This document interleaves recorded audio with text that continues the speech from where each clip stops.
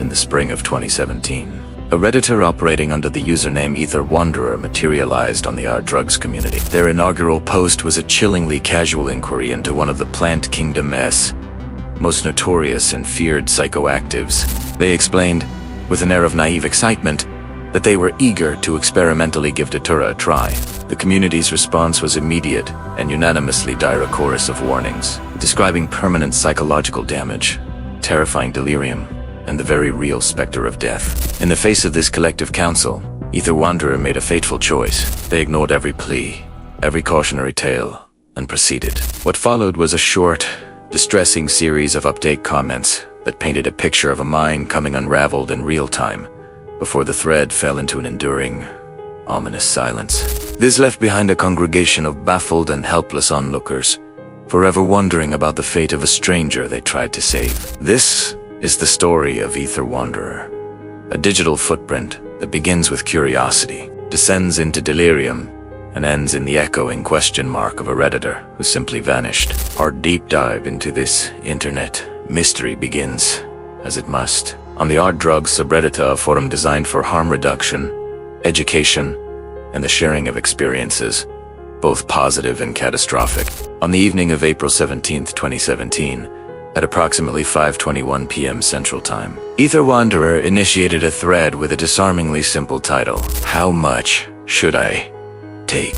The body of the post read with the enthusiastic tone of a hobbyist preparing for a new adventure, utterly divorced from the grave reality of the substance in question. "Hi guys, I finally got some Datura to try out. I'm free tomorrow and have the house to myself, so I'm really excited to try the effects of this interesting plant. I have around 60 seeds, some dried flowers and leaves. How much should I take for a nice first-time trip? I was thinking of crushing up some seeds and making tea with them. Drink the tea and smoke a couple of leaves while the tea is starting to take effect. Would 15 seeds be enough? Sources on the internet tell me a regular dose is around 10 to 20 seeds should do the trick, but I've seen some talk about over 30 seeds. Thanks, guys." The post went live, and the community's reaction was not one of shared excitement, but of instant, profound alarm. Within minutes, the comment section transformed into a digital intervention. The overwhelming consensus was a frantic warning.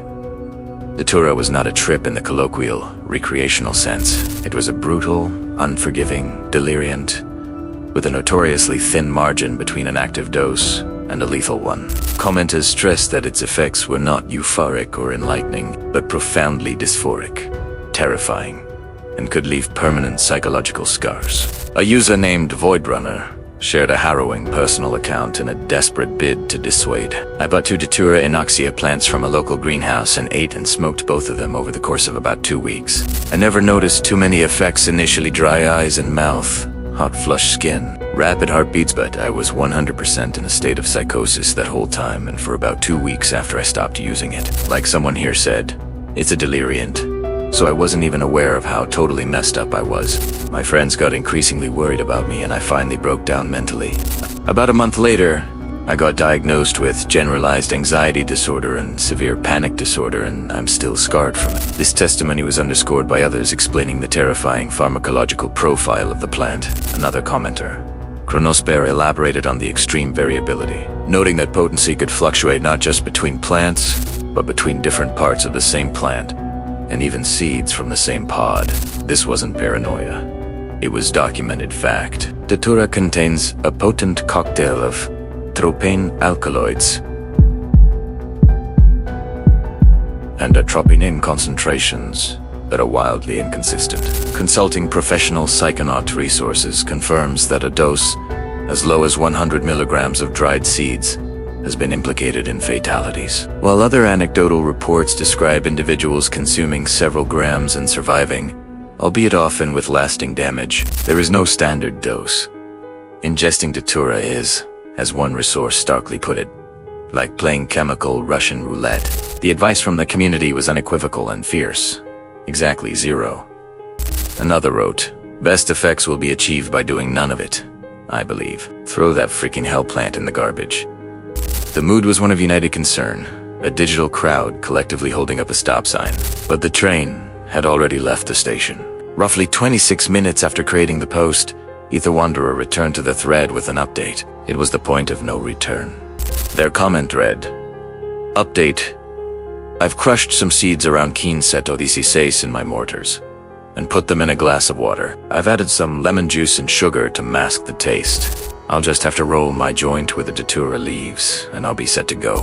I've decided I'll be sipping on the tea and slowly smoking the leaves until I feel the effect is strong enough." A palpable sense of dread settled over the thread. The community had done all it could. Now, they could only watch and wait. Well wishes were tinged with apprehension. "Godspeed, you absolute madmen. Remind me. 24 hours. Please be safe." For AetherWanderer, the die was cast. They were now on a one-way pharmacological journey into one of the most chaotic and dangerous states of consciousness known to humanity. The next sign of life came not as a coherent update, but as a cryptic distress signal. At 5:55 a.m. on April 18th, nearly 12 hours later, AetherWanderer posted a comment that was a stark departure from their earlier tone. It consisted of a fragmented Google search-style phrase. Google.com, how normal, again, stop now. To the onlookers, this was deeply unsettling validation of their worst fears. The syntax was broken, the thought process visibly fragmented. It was the digital equivalent of a slurred, confused cry from the dark. Yet, it also offered a flicker of hope. The OP was alive, and had at least some semblance of motor control to type. The replies were a mix of relief and continued worry. User Cypherlock pleaded, "OP, please, reply to this thread when things become normal again. We're worried." Another, Arkan syntax, offered grim realism. "Normally I'd say you'll be okay, but with this substance, there are no guarantees. Hydrate if you can." The story then took an even stranger turn later that same evening. In a completely unrelated subreddit dedicated to gaming, a user had posted a humorous from a physics-based game called Totally Accurate Battle Simulator, depicting mammoths launching each other into the air. In the comments of this utterly incongruous post, a familiar username appeared. AetherWanderer wrote a nonsensical, vaguely concerned comment. "Please, these big dog are fighting, not okay." This was likely a classic symptom of the Datura delirium, a complete loss of context and the imposition of the user's distorted internal reality onto the external world. The big dogs were almost certainly their perception of the mammoths in the graphics interchange format. This bizarre, out-of-place comment is the last verifiable public trace of AetherWanderer. They never returned to their original thread to provide a retrospective account. They never posted on Reddit again. The thread they started became a monument to their disappearance, accumulating hundreds of comments over the ensuing years from new visitors discovering the story, all asking the same unanswered question. Did OP ever come back? What happened to them? The digital record ends there, with a final, confused utterance about fighting mammoths. In the aftermath, the natural impulse for any investigator is to search. Who was AetherWanderer? The username itself yields frustratingly little. Scouring the surface web for AetherWanderer leads to a graveyard of dead ends and false positives. There are forum posts asking about the user, parroting the same mystery on sites like Reddit, 4chan, and Twitter, but there are no answers. Attempts to find linked social media profiles, gaming accounts, or forum handles under the same or similar names led nowhere. A series of abandoned accounts, common usernames on defunct platforms, and dead links. This investigative brick wall is, in itself, a telling clue. The lack of a digital footprint beyond this one fateful thread forces a pivot. If we cannot find the person, we must seek to understand the experience. What is Datura, and what might AetherWanderer have endured during those lost hours? Botanically, Datura is a genus of flowering plants in the nightshade family, often characterized by large, trumpet-shaped blooms and spiny seed pods. Culturally, it has a long and dark history used in some traditional shamanic practices for its powerful visionary effects. One of its primary alkaloids is sometimes called devil's breath. It's known for making people super chill and totally open to suggestions. Right? The psychoactive effects come from a trio of tropane alkaloids: scopolamine, hyoscyamine, and atropine. These chemicals are anticholinergics, meaning they block the action of the neurotransmitter. Blockade is responsible for the physical symptoms: extreme dry mouth and eyes, flushed skin, rapid heartbeat, urinary retention, and pupillary dilation. But also for the profound mental effects. The experience is classified not as a psychedelic or a dissociative. This is a critical distinction.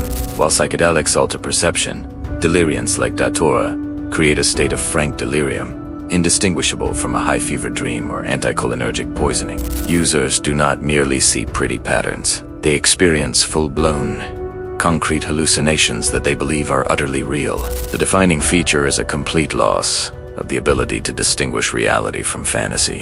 A user might hold a lengthy, detailed conversation with a person who isn't there, attempt to smoke a non-existent cigarette, or, as in AetherWanderer's case, believe that cartoonish mammoths on a screen represent a real conflict needing intervention. To grasp the potential severity of AetherWanderer's experience, we can turn to other, more detailed first-hand accounts from individuals who survived Datura trips and were later able to articulate them. One account, shared on a blog years ago, describes a relatively low-dose experience. After about an hour, I felt a weird mix of euphoria and dysphoria. It had a bizarre sense of fun to it as reality and imagination blended to form one. After quite a long time, maybe 2 hours, I felt poisoned. I can't remember how I acted or how I perceived the world exactly. I felt like I was dying. I had a really weird dream in which something that looked like the Mothman was chasing me. The next morning, I experienced depression, anxiety, and a horrible hangover that lasted more than a week. This substance is just not worth it. Another, more harrowing report from a user on Psychonaut details a closer brush with disaster. About 15 to 20 minutes after downing the potion, I was already feeling very drunk and distended from my body. I was just battling nausea. I didn't even make it to the bathroom. I purged right back in the pot I prepared my brew in. I might be paranoid, but I think this may have saved my life. I faded out of memorable consciousness. With Datura, I wake up in a room I don't remember walking into, in the middle of doing things or talking to people in contexts that don't make any sense, similar to a drunken psychosis.